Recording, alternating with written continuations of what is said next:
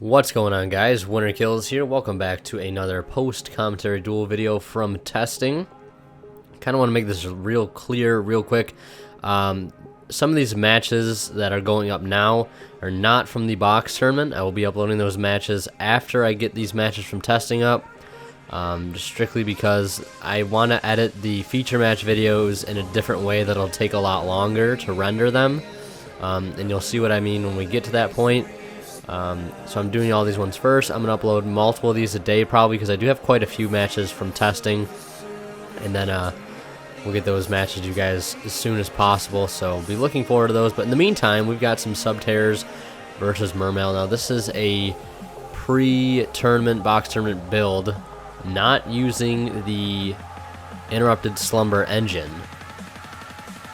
And you can see he's playing mid-shield guard now. I believe setting a Stalagmo from his hand. Not Stalagmo, the other Subterror. I forget his name. The one that I think looks way better. Mid-shield guard, however, a very unique tech to the deck, and it works really well, actually. So we'll Gamma Seal his Subterror away, and then we go Dragoons into, or Teus into Dragoons, I should say. One of the most efficient ways to get any plays off in the deck. In a lot of ways, he's better than Megalo. Not because of his attack or his stats or anything, but because of just a one-card discard. And it's a +2 a lot of times with that search if you're discarding any Dragoon, or any Atlantean card, I should say. So we'll go into Dweller and Diva. I don't even detach yet. Just because, you know, I'm just doing my stuff, searching, summoning Diva, doing shenanigans. And again, this is I think going to be one of the times where I would bring up that card, Tannhauser Gate, which if you have seen my Mermail tournament report, you know what I'm talking about.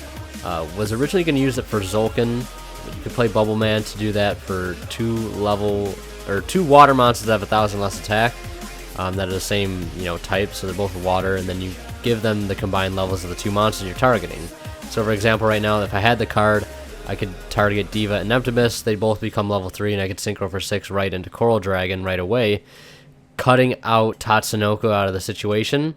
Because a lot of times Tatsunoko kind of screws up your Mulan, because you don't take into account the fact that you're going to be putting that one extra water in your grave. So sometimes that card would help. And I think I might try Tannhauser at 1, because not, you know, I was originally just trying to go for the Zulkin play, but I think it has a lot of other utilities than just Zulkin. I think you can use it to make level 8 synchros like Scarlet, which is very, very good in this deck because it opens up the field a whole hell of a lot to OTK, which you just go Diva into Infantry and you make them both level 4, and then there you go, you synchro into 8, or you can make a rank 4 with it if you wanted to. So it's very, very helpful, a very unique card, and I'm definitely going to give it a shot sometime in the future. I just don't know what I'll be cutting on my current build. But at the end of all that, my field is pretty stacked. We got Megalo, Tatsunoko, Teus, Dweller, and a Dragoon's just chilling there. Could go and do Leo if I wanted to. I have a copy of Surface in hand. Megalo Tributes. Gonna go grab a Sea Serpent. Gonna go for Marksman, as you can tell, by setting up this Coral Dragon here through Tatsunoko. Gonna give me a level 3. Pretty sure I have one other water in my hand. It's a Mulan.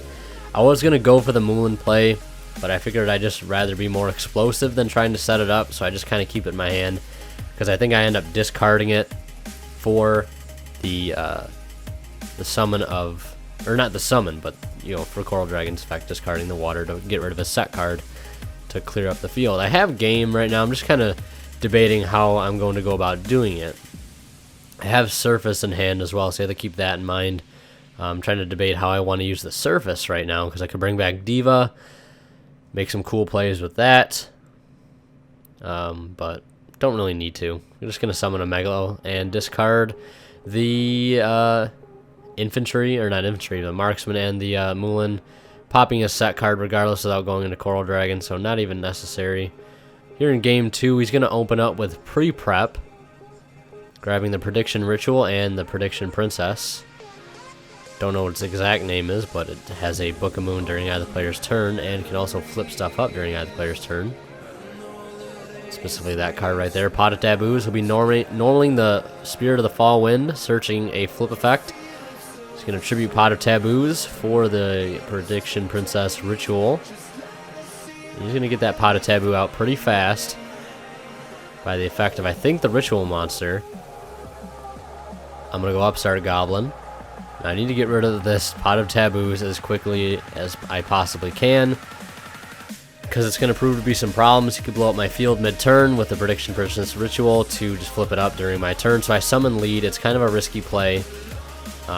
Setting up chain links here. So we have Dragoons, Marksman, and Infantry. And I'm going Marksman chain link 1, Infantry chain link 2, Dragoons chain link. Will be backwards. So 3, 2, 1 with Dragoons at the end. And starting with the Marksman. He will get to flip up that Pot of Taboos, and he's gonna neg a card out of my hand, which is kind of stupid of me, or put it back into the deck. Kind of stupid of me to do that. Although I didn't think about it, to be honest, that he was gonna do that effect.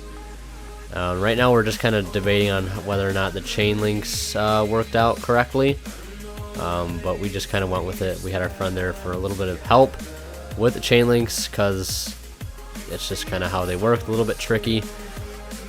I'm gonna pass, because, you know, getting rid of the Diva pretty much screwed my play. He could have also Raigeki'd, he could have drawn 2 cards, could have made a lot more worse things happen, I suppose, but I'm at a loss for card advantage. That pre-prepper rights giving a whole bunch of advantage. There's Manju. You can go search a ritual spell or monster. You grab another Prediction Princess. Once you get the Prediction Princess on this board, it's very hard to have control over the game, because that's kind of their win condition, I would say, because that card allows to get effects off, your flip effects off during either player's turn, and you can also set stuff with it. As you can see, it sets up Pot of Taboos very easily, which is one of the best plays I think the deck is capable of doing, apart from the, you know, basic Subterror plays. Now right here we have a bit of an interesting play. I go Sphere on the activation of his Ritual spell card, and he ends up tributing away the Manju, and I discard for Pike, but we were debating, because as you see I'm going to pop his Ritual there with Infantry. Not sure at this point if it would have missed timing the way the effects are set up, because I did it on the activation of the Ritual, and then I chained Sphere, so Sphere would resolve, and then Pike would not get a chance to resolve yet, because the Prediction Princess Ritual is resolving, the summon is happening, and it's just kind of weird at that point. But he makes Utopia Lightning, swings in for 5,000, and that's game, so it won't really matter too much. Still gets the W, and I don't even think I would have been able to pop. I think that's what we ended up coming to a consensus with, but like I said, I probably would have scrapped the entire video if I would have ended up winning that duel, but that's not the case. He still got the victory he deserved. Even though I may have made a wrong play, an incorrect play, it won't really matter too much. So he's going to be opting to go first. So I'm going to allow him to go first here in Game 3, because, like I said, Mermails always want to go second, get that OTK. And I think this was also before I was maining Max C in the deck, and I just love maining Max C now, because it's either your opponent stops or they go all out and you give yourself card advantage, and then you just win even more than if they were just not to do anything at all. So it really works out well. He's going to go the Terror Top and Totekenborg, and set that, I think it was not Stalagmo, the other one. One of the big Subterrors, one of the 2 big Subterror monsters. The Nemesis, one of the very good cards. Its normal summon effect is very good. Oh, it is Stalagmo, okay. Flip up Stalagmo, discard a card, discard a Subterror card, draw 2 cards. We'll set it back down. Very, very good flip effect. Hidden City, one of my favorite looking field spells in the game. So, I do like the artwork on some of the cards. And you'll see a very identical play as in Game 1, Gamma Sealing the set. Or his just Gamma Sealing the Stalagmo. Megalo discarding Megalo and Dragoons. Adding a copy of Mizuchi and a copy of Diva. Now, one thing about Mizuchi I want to bring up, it is a good card. Don't get me wrong, I do like Mizuchi in the main deck, but I wanted to try Abysscale the Kraken, which does negate monster effects, which I think would be a little helpful this format.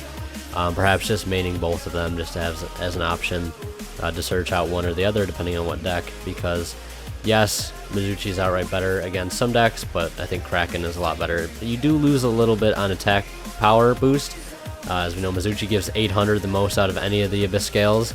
And I think Kraken gives the least with 400, and then Cetus is 600, which does negate traps, which is obviously not too relevant at the moment. But I don't know, I kind of want to try it and see how it works. I think it'd be interesting. I've always thought about playing it, but never really got around to it. Gonna pop that Gamma Seal with the infantry. Now right here, again, here's where Tannhauser Gate would come into play. I don't currently play Salvage, but still very useful, as you're about to see. Tannhauser Gate can make a level 8 Synchro right there. Could have done other things. Plenty of options with that card. That's why I really like it, because on a field like this where you have a bunch of small monsters, you can manipulate levels, and especially playing cards like Surface opens up a lot of ideas. Maybe help make Trish a little easier in some way or shape or form. So you go into Coral Dragon. Coral Dragon discard Dragoons, get a search and a pop. Get that +1. Add a copy of Megalo. And I think that's game right there.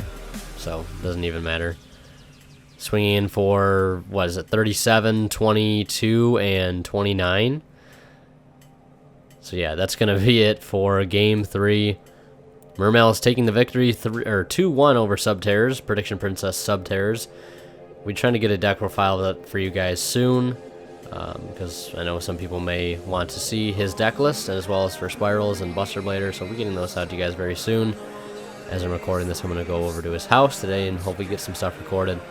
Anyways, thank you guys so much for watching. Leave a like if you enjoyed, and as always, Winter Kills signing out. We'll see you in the next one.